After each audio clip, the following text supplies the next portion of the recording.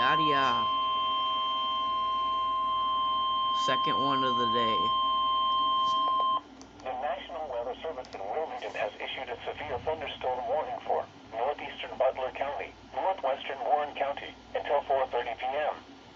At 3:39 p.m., Butler County. a severe thunderstorm was located over Trenton, moving southeast at 10 miles an hour.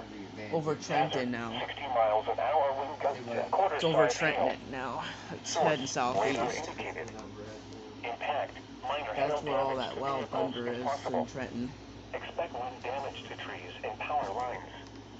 Locations impacted include Middletown, Mason, Monroe, Trenton, Franklin, South Middletown, 7 Mile, Hunter, Oh my Williamsdale, gosh, we're in the path of it. Weatherington, Jacksonburg, Hughes, and Morristown.